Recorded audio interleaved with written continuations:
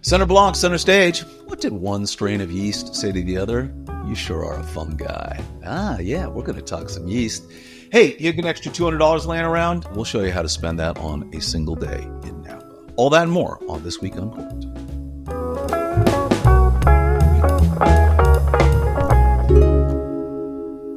Hello, everybody, and welcome to episode 7 of This Week Uncorked for Monday, September 2nd, 2024. From Cork and Journey, I am Brett Martin, and Cork and Journey is your number one source for Corkage fees. Let's get right on into this week's wine news. We're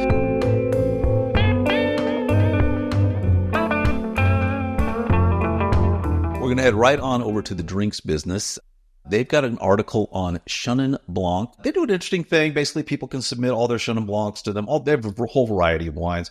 You submit them, they run them through their tasting panel, and they rate them gold, silver, bronze, and then master, which is one of their other definitions. This is the Global Chenin Blanc Master 2024 tournament. There's a link to it in there. They pulled out the top 19. We also have a list of all of them in there. And I thought it was really worth highlighting this because, Chenin Blancs are priced, the ones in here anyway, from $20 to $90. And these are some great wines. I mean, I pulled out one here. It's the Lone Madron Chenin Blanc. This is out of Paso. I want to say this is like $35, something like that. An absolutely great wine. I got to think, last week, if you remember, we talked about the Screaming Eagle $3,700 Sauvignon Blanc. If you haven't tried Chenin Blanc, I think you'll like it. It's got that nice acidity. It's just a great wine. Anyway, check out this list. Some true values on there, some really amazing wines. And I love Chenin Blanc as grape, and I think if you haven't tried it, you should. And moving right along, my fun guy joke, what did one yeast say to another? That's actually what did one mushroom say to another. But did you know that yeast is fungus? Here's the interesting thing.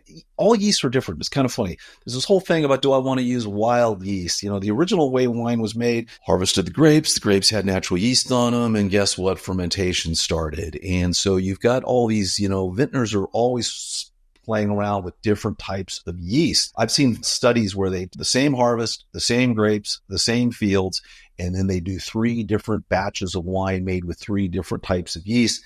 And believe it or not, they taste different based on the yeast.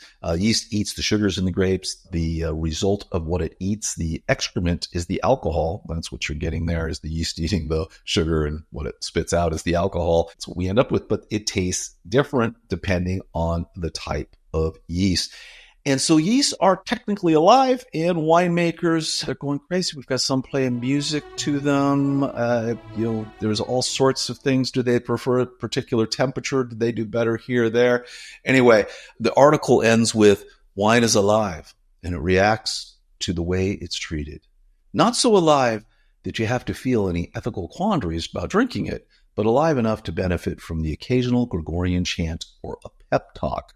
So there you go. If you believe that, then, knock yourself out. Also, I don't know if you know, but when yeast dies, it kind of floats to the bottom of the barrel. Or when they make champagne, it floats to the bottom because they ferment it in the bottle. It floats to the bottom. And that's called the lees, L-E-E-S. And that's where champagne gets its bready taste from. They leave it on the lees for 9 months. They leave it on the lees for 12 months. They leave it on the lees a couple of years. Anyway, the longer you leave it on there, the breadier, more that brioche kind of flavor you get from champagne. So there you go. Check it out. Let's do a follow-up on last week's story around TikTok allowing alcohol advertising. So over at Wine Business, they've got part 2 of the follow-up on what we talked about last week. So TikTok is now allowing advertisers, people who make wine or have alcoholic beverages, to advertise on TikTok. They followed up with someone who's actually been doing it since as soon as TikTok allowed it. This is basically Andrea Cromes from Riboli Family Wines.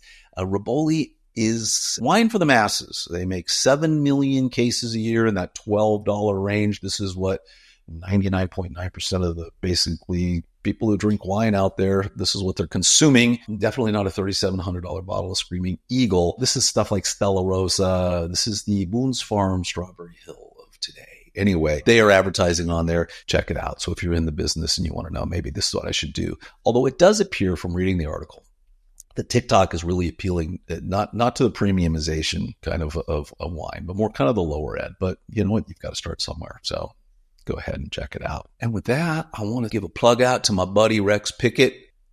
He's got his Sideways books. If you've never read them, this is Sideways Oregon, which was the second book in the Sideways series. If you head over to rexpickettbooks.com and use the code CORK10, guess what? You'll get 10% off everything site-wide. Rex will autograph the books for you. There are 4 Sideways books. Worth checking out. Have him write whatever you want in here. He doesn't care. He's got no shame. So, no, seriously. Go ahead and check out Rex Pickett Books. Pick it up. And by the way, rumor is there's a 5th book coming out, part of a new Sideways trilogy. So if you're a fan, you've got that to look for. With that, let's continue on with the news. Over at the San Francisco Chronicle, Jess Lander has an article on $200 a day in Napa, a local's guide. Napa put out a thing saying, hey, here's what you can do on Napa. And it seemed like it was kind of cheap, actually. It was actually $200, $250 or something like that a day. If you have not been to Napa to do a tasting, it's different than anywhere else. So if you go to Paso Robles, you're going to do a tasting for anywhere from $15 to $40 at the highest end place. If you go to Napa, tastings are starting at $75. Most of them are $150, $100. Ridiculous amounts of money just to do a wine tasting at a vineyard or at a tasting room. And then food's not cheap because it's Napa, because real estate isn't cheap. So going to Napa can be a really expensive proposition. So this is a $200 per person, and Jess has gone and given you 2 separate days you can do. So basically 2 separate day trips, different wineries, places to eat, worth taking a look at if you haven't, if you're planning on going to Napa. Nice little article. I like these kind of things because they give you great ideas, maybe ways to save money. And San Francisco Chronicle does a great job. They cover all the wine in that area. So if you're ever up in Napa, Sonoma, whatever, I think they'll give you $1 a month for your initial subscription. You should go in, subscribe, and just kind of check out all the stuff up there because they've got the latest, greatest guides for that area. So highly recommend it. And moving on over to Decanter Magazine. They are doing a preview of the Napa 2021 vintage report for basically Cabernet Sauvignon. This was considered, basically everybody's raving that 2023 is like the best vintage ever, vintage of a lifetime, vintage of the last 50 years. But 2021 was prior to the 2023 vintage. Everybody was raving about how great the 2021 vintage for Napa Cabernet was going to be. And it is proving, in fact, to be that. There's just so many articles just raving about it. And this is a rundown. This is a teaser article because I think Decanter charges you if you want their full thing, but they give you like 5 or 6 great wines there. But honestly, I went and I searched Cork and Journey and I found out we had done a review of the Mathiasen 2021 Cabernet and we gave it a 95. And then after I saw this, I went and I had another bottle of it. And it was 95. It's great, great, great. I mean, I don't know how this is going to be. It's funny. I searched the only 2021 Napa cab I've got in our cellar. So we'll have to pick up some more and see if it holds up. But there are a lot of articles raving about this. If you check out the show notes here, we're linking to just several articles that just talk about how great the 2021 vintage is. Worth paying attention to this because, some vintages are just not that great. 2020 was a not that great vintage. A lot of people didn't even make wine in 2020 because of the heat and smoke and everything else that happened. So kind of worth checking out, paying attention to vintages. So when you're shopping just out of the gate, you can go, well, I know that was a great year for this area. Kind of helps you when you're choosing your wine. All right. And with that, let's head over to our wine and winery of the week.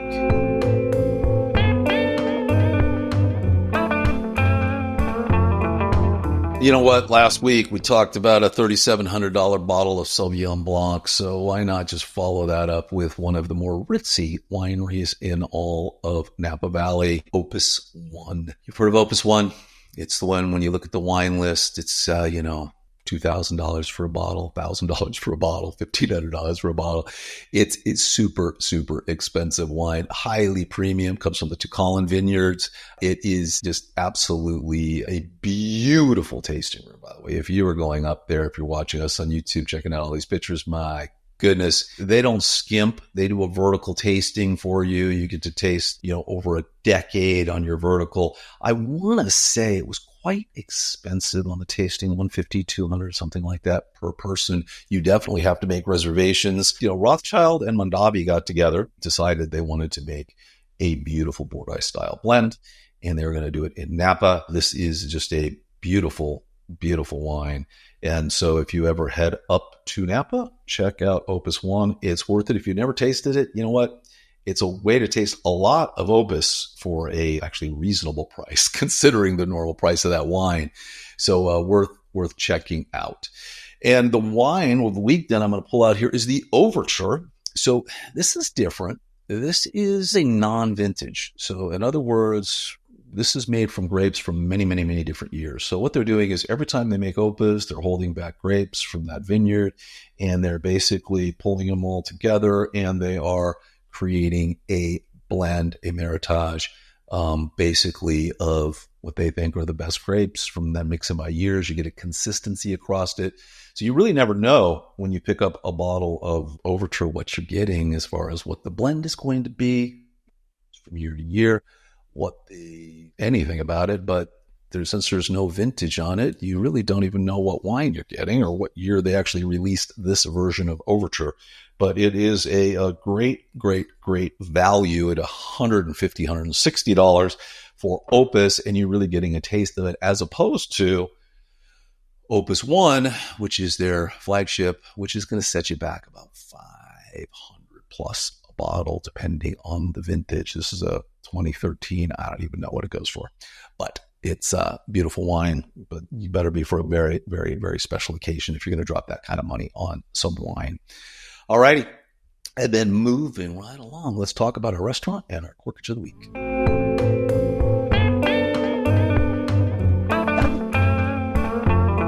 Hey, do you find yourself in Albuquerque? Well, I'm sorry, but you're there. So what are you going to do? You're in Albuquerque. You got to do something. It's just such a lovely town. You know, people oftentimes use Albuquerque and like New York in the same breath. Or, man, have you ever been to San Diego? No, but I was in Albuquerque. Well, that's great. Yeah, man, maybe you don't hear that. Crazy enough, we spent some time in Albuquerque, and there are some lovely places in there. One of them is a hotel called Los Poblanos. Inside of it has a farm-to-table restaurant called Campo, and wow, this place was absolutely amazing. So it's not like you're in Albuquerque. You're kind of out a little bit, maybe 15 minutes out of downtown, 20 minutes out of downtown. Just beautiful, beautiful restaurant, amazing local flavors, just super, super, super well done. Cannot say enough. The service was amazing. The staff was amazing. The prices were relatively reasonable across the board. Also, I will say this hotel, Los Poblanos, was just beautiful. I mean, it's kind of bungalow style, spread out all over the place, all single stories. You kind of got your own little private patio. So if you're looking for something a little different, you find yourself in Albuquerque, maybe on business, or maybe you're just passing through, check out Los Poblanos, and definitely eat at Campo at Los Poblanos. Anyway, fantastic restaurant, and I want to thank everybody there.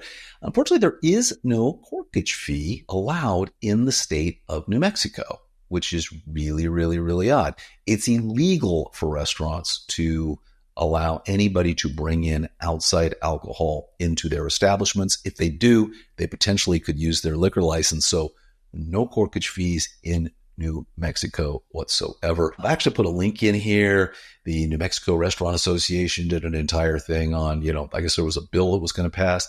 It's also kind of interesting. It gives you the pros and cons of corkage, what businesses think about it, why they should do it. Hey, if I offer a corkage fee, maybe my people don't get tipped as much. Oftentimes, people will mark a bottle of wine up 3, 4, 5x. So you take this bottle of Opus and you walk into a restaurant, maybe you can buy it for $500 retail. It's going to be $2,000. $1,500, $2,000, sometimes more. Well, if you had a $50 corkage fee, well, they're clearly not making that much money on it. This is the kind of wine you want to bring in and use a corkage on, because you're really getting a lot of bang for your buck as opposed to what you would pay for it in the restaurant.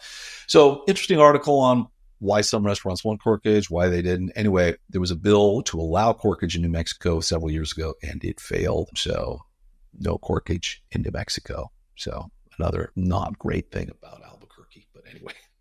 With that, everybody, thank you so much for joining us. Really appreciate you tuning in. And as always, we'd love it if you would follow us on social media, subscribe to us on our YouTube channel, and subscribe to our newsletter. Hope you enjoyed the show, and we'll see you next week.